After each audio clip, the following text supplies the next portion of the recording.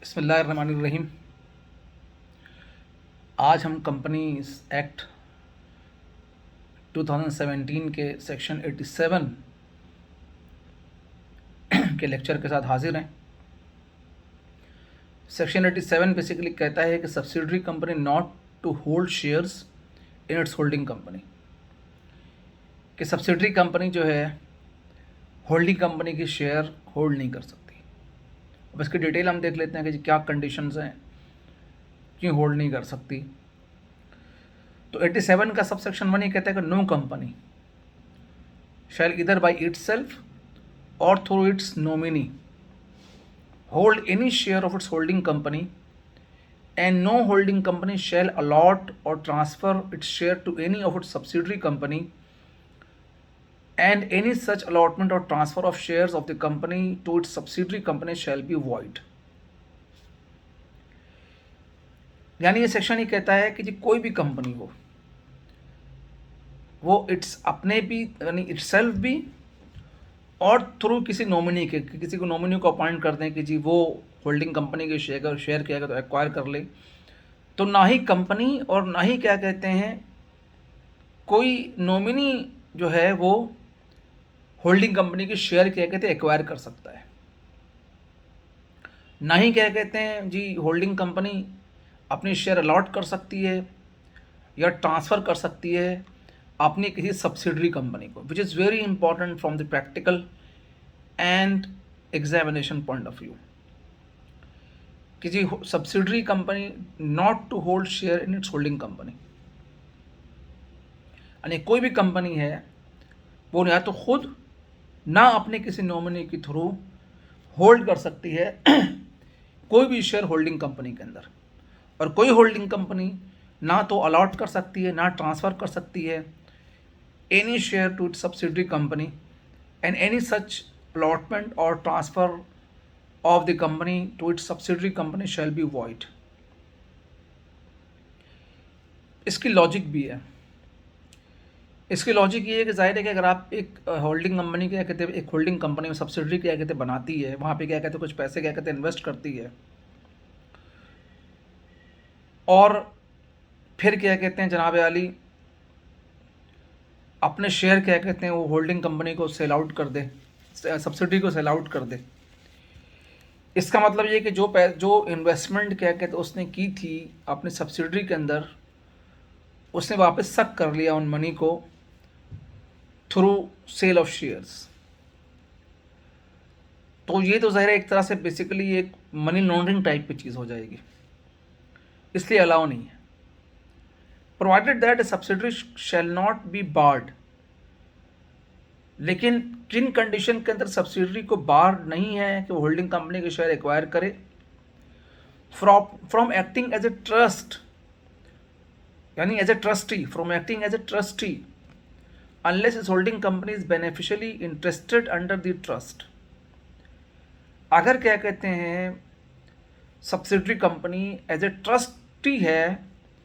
किसी ट्रस्ट में as a trustee है, और उसकी होल्डिंग कंपनी जो है बेनिफिशियली इंटरेस्टेड है अंडर द ट्रस्ट, तो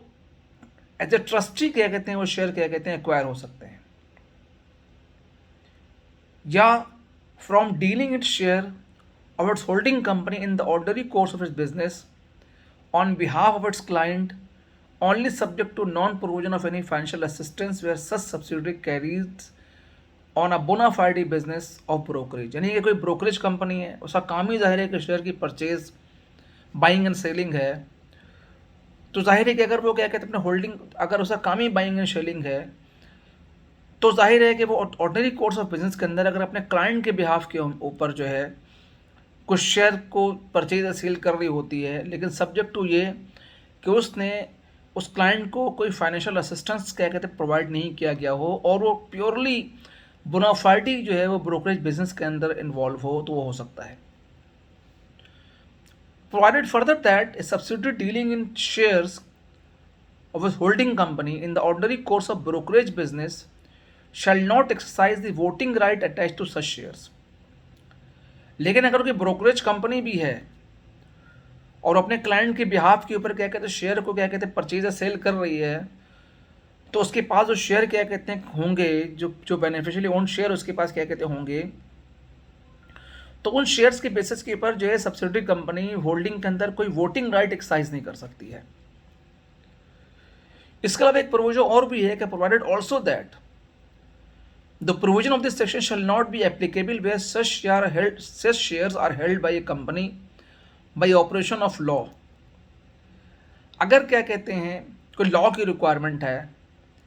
या किस तरह की सिचुएशन आ गई कि बाई ऑपरेशन ऑफ लॉ क्या कहते हैं उसको शेयर क्या कहते हैं एक्वायर करने पड़ गए सब्सिडरी को होल्डिंग कंपनी के, तो वो इस प्रोविजन के अंदर इंक्लूड है।